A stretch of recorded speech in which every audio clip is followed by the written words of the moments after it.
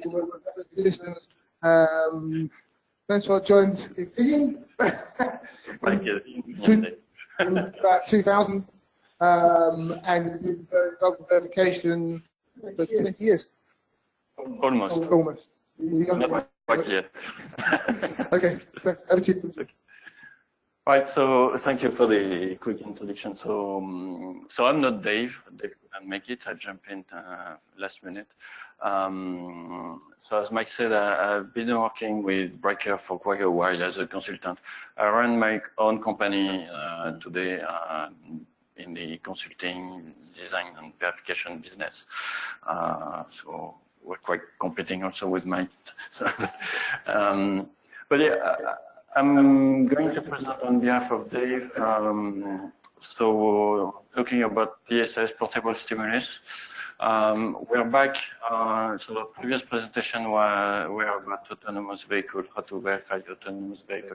I'm more back on system on chip verification, and back to what was presented by Cadence on the hybrid emulation, so mixing virtual platforms with software and all this stuff.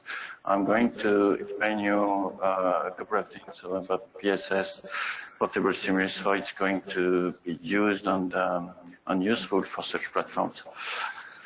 So just to define what we mean by hybrid verification.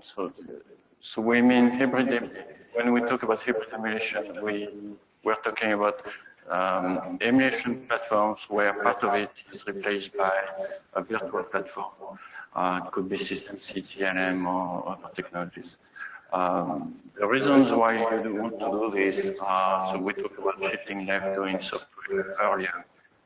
It's one of the reasons. Other reasons imply the fact that you may not have the hardware description for part of the system, so you want to simulate TLM model and stuff like this. So there are a couple of reasons why integration with RTL running on one side, an emulator, virtual platform on the other side, and making them working together. So there are technologies around the capacity to do this, but then you need test benches to work on this.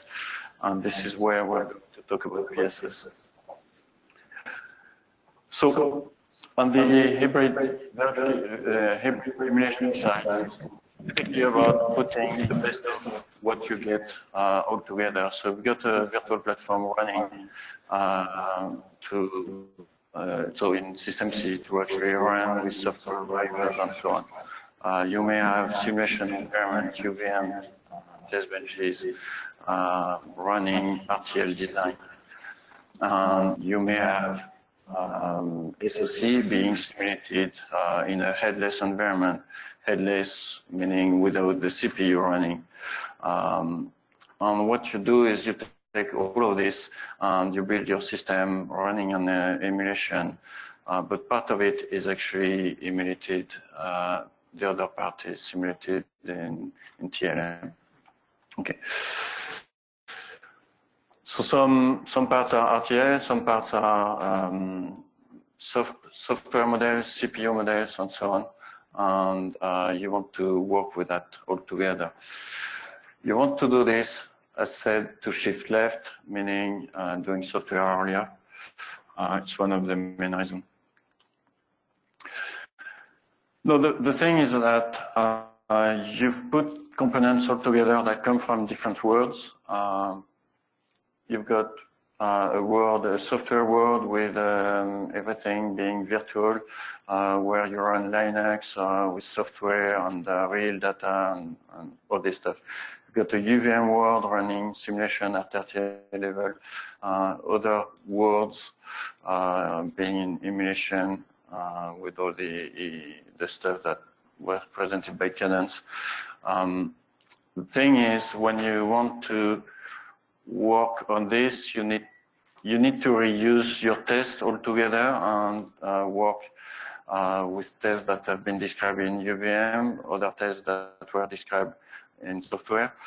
And this is where PSS comes in. All these techniques are not compatible altogether. And you need a way to describe that differently. So PSS, what you will do with PSS is that you will describe not the test that you want, but you will describe the test space that can be generated. And from there, you will be able to generate tests that could be software running on multiple CPUs. So for instance, we work on with a customer on cache coherency over 80 processors, generating C test to verify the cache coherency. You may also want to generate tests that will run on top of UVM, and you will control your UVM agents. And because you have the ability to generate tests, to compile, to create tests out of these descriptions, you will also be able to generate tests that will run on silicon also. So it's really portable. The description itself is just a description of the test space. What is portable is the fact that you can generate to multiple platforms. The way you can work with PSS is that you can model the state space of an IP of a module. So you can create PSS models for blocks. Then you assemble them. You put them together in a system level description, and you connect them together, and you're now able to create tests at system level. So from there, you will be able to create system level tests running on different platforms. Now, PSS alone is already a good way to reuse things, to create tests across different platforms. Now, you want also to have tests that will use HSI, hardware-software interface. You may have registered the register description. You also want to do graph coverage to know which test has been done and so on. And this is not part of the PSS standard. It's more about what the tool provider is giving to you. So on the breaker side,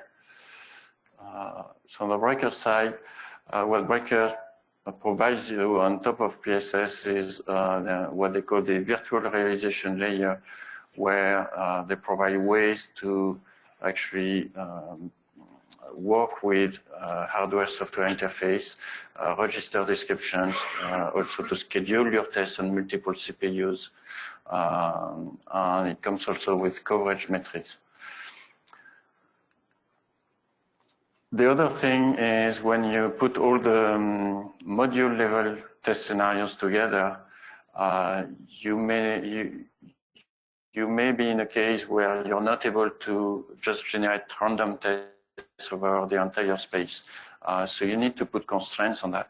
PSS standard allows you to put constraints on each specific node. And what Breaker adds on top of it is the notion of path constraints, where you can put a constraint saying, oh, if I'm there, then I cannot do this, and so on, in a node of the graph which is a bit further. Okay, so the path constraint will allow you to create tests that will work on this specific platform, that will not use a specific configuration, that may work around a specific bug and stuff like this. This also comes with coverage, so you will be able to see that you have generated tests according to all possible combinations. Okay, so the portable stimulus, so the PSS is here to describe the space of your test. Now you're going to generate tests, and you will be able to generate tests using the constraints, and you will be able to generate tests that will control your UVM sequences, that will strike the software layer and will run emulation and so on. And in silicon. Okay.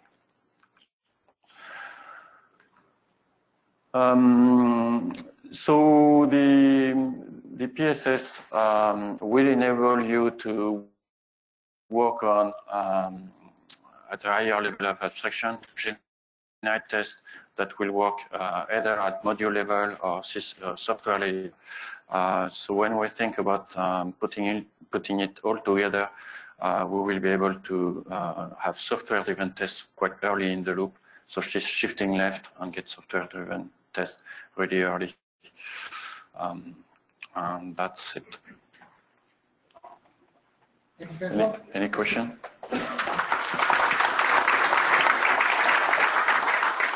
Any questions for Francois?